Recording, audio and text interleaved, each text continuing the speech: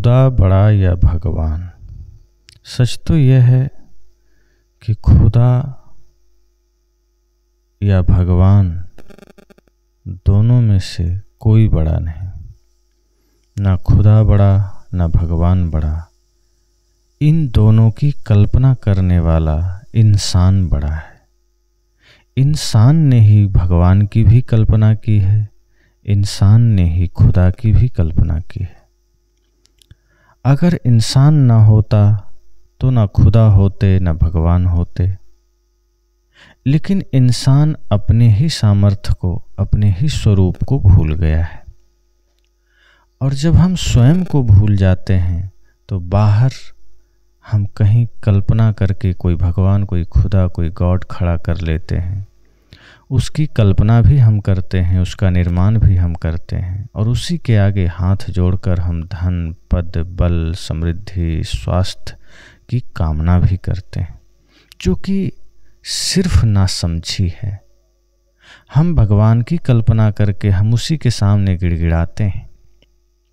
हम अपने भीतर की शक्ति, हम अपने भीतर के सामर्थ्य को समझ नहीं पाते हैं। बुद्ध कहते हैं अपदीपो भव, अपना दिया खुद बनो, अपने भीतर प्रकाश जलाओ, अपने शक्ति, अपने सामर्थ्य को पहचानो।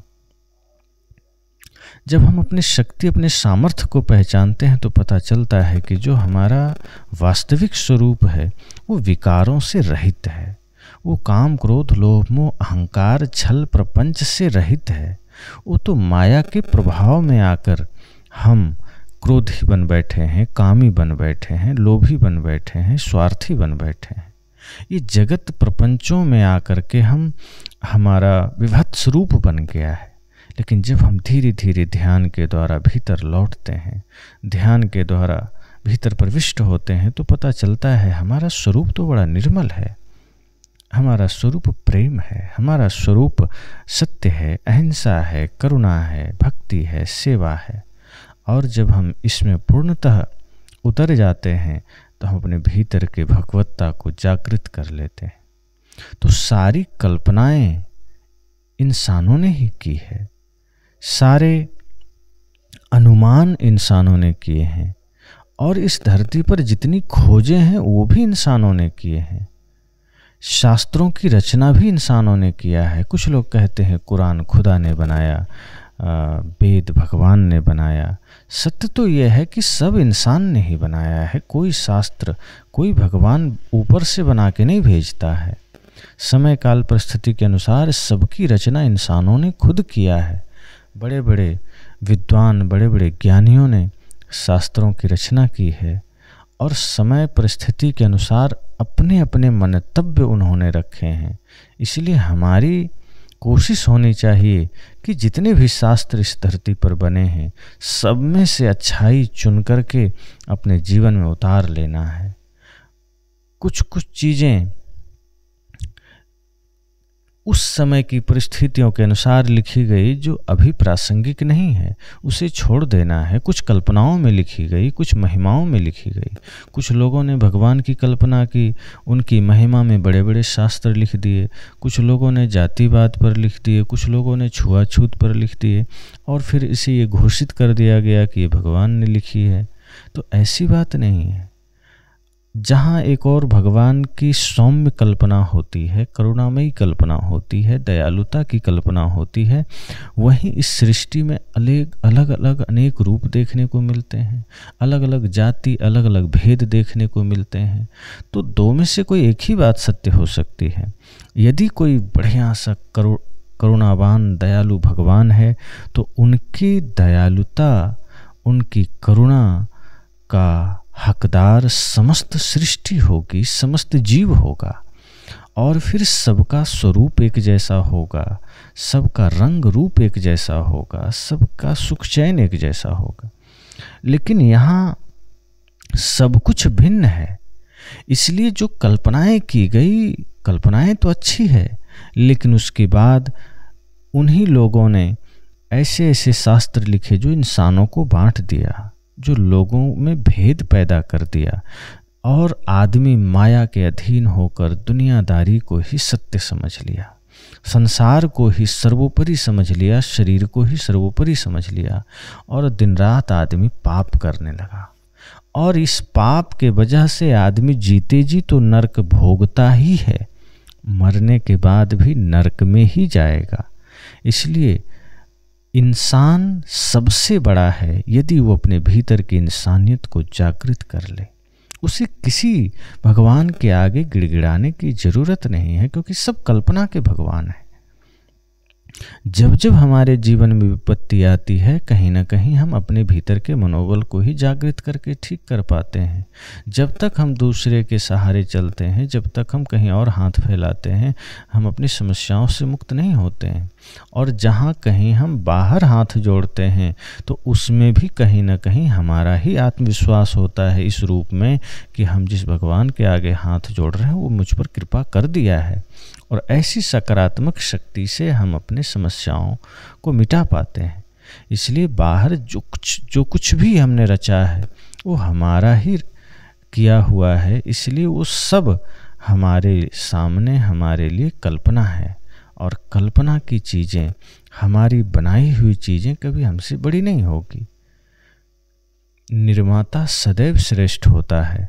तो जिन पत्थर मूर्तियों को हमने भगवान का रूप दिया है, जिन शास्त्रों को हमने ईश्वरकृत बनाया है, वो सब हमारे बनाए हुए हैं। इसलिए जब हम सिर्फ उन्हें मंदिरों में सीमित करके उनकी पूजा में लग जाते हैं और इंसान के साथ, प्राणियों के साथ गंदा व्यवहार करते हैं, तो फिर वो हमारी रचना फिर किसी काम की नहीं रहती, फिर वो रचना गंदी हो जाती है। हम अच्छे अच्छे शास्त्र लिखते हैं और लोगों के साथ व्यवहार हम खट्टा करते हैं, लोगों के साथ व्यवहार मीठा नहीं करते, तो वो शास्त्र फिर किसी काम के नहीं होते। सच तो यह है कि जितने भी महापुरुष हुए जिन्हें हमने भगवान कहा, तो उनका स्वरूप करुणामयी है, उनका स्वरूप प्रेममयी है, उनका स्वरूप दयालु है, उनका स्वरूप सत्य है। तो ऐसे महापुरुषों को हम भगवान कहें माने कोई बात नहीं, परंतु उनके भाव को, उनके आदर्श को, उनके विचारों को हम अपने जीवन में उतारें। हम उन्हें सिर्फ मंदिर में बिठाकर उसकी उपासना में न लग जाएं कि मंदिर में हम उनकी पूजा करें और सच में जो भगवान स्वरूप हैं, समस्त प्राणी, उनके साथ हम व्यवहार गलत करें, गंदा करें। जब हम लोगों के साथ दुर्व्यवहार करते हैं, छल करते हैं, धोखा करते हैं, प्राणियों के साथ गंदा व्यवहार करते हैं, तो हम जिस मंदिर में जाके पूजा करते हैं वो पूजा हमारा फिर पाखंड है। इसलिए हमारे जीवन में ये संकल्प सदैव हो कि नहीं, इंसानियत अगर हमारे भीतर है तो सबसे बड़ा भगवान वही है, सबसे बड़ा धर्म वही है। बाहर के भगवान आपको शराब पीने से नहीं रोकते, बाहर के भगवान आपको हत्या करने से नहीं रोकते, बाहर के भगवान आपको धर्म करने से भी नहीं रोकते, ना वो धर्म की प्रेरणा देते हैं। हमने उन्हें मान रखा है, हम कुछ भी करें, उनकी मूर्ति बनाकर उनके सामने चाहे हम किसी की हत्या कर दें, किसी जीव की हत्या कर दें, भगवान हमें कभी रोकते नहीं हैं। माता पिता का अनादर करें, वो रोकते नहीं, क्योंकि जहाँ हम उनको स्थापित कर चुके हैं वहाँ वे है नहीं। और जिस हृदय में वे विराजमान हैं उस हृदय की हम कभी सुनते नहीं। जिन दिलों में उनका निवास है, और अपने ही दिलों में हम झांक कर देखें, जब भी हम कुछ गलत करते हैं हमारे दिल से भीतर से एक आवाज़ आती है कि नहीं, ये गलत हो रहा है। हम उस आवाज़ को नज़रअंदाज करके, दबा करके हम पाप करते चले जाते हैं। और हम बाहर के मंदिर में जाके हाथ जोड़ते हैं, वहाँ शीश झुकाते हैं कि प्रभु कृपा करना, कल्याण करना, जो कि निरी मूर्खता है। सच तो ये है कि जब हम अपने भीतर की आवाज़ को सुनते हैं तो समझो हमने ईश्वर की आवाज़ को सुना है, हमने सत्य की आवाज़ को सुना है, और हमें वहाँ ध्यान देना है, वहाँ विचार करना है। तो इसलिए हम सब यह चेष्टा करें, कोशिश करें निरंतर कि अगर इंसानियत जिंदा है, अगर प्राणियों के प्रति प्रेम है, तो समझना सब कुछ ठीक है। हमने समाज को हिंदू में बांट दिया, मुसलमान में बांट दिया, सिख, जैन, बौद्ध, पारसी में, ईसाई में बांट दिया, और इस तरह बांटते बांटते हमने पूरा समाज को बांट दिया, घर को बांट दिया, देश को बांट दिया।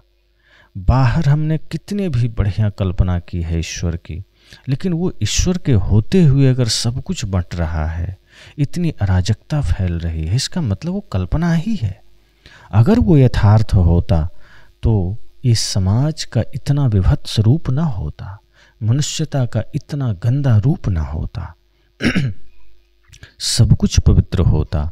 तो हम ऐसे महापुरुषों की वाणियों को सुने, उसे जीवन में उतारें और कोशिश करें एक सभ्य समाज का निर्माण कर सकें, एक ऐसी मनुष्यता विकसित कर सकें जिसमें प्रेम हो, सत्य हो, अहिंसा हो, करुणा हो, दया हो, भक्ति हो, सेवा हो। और यही असली देवत्व है, यही असली भगवत्ता है। बस।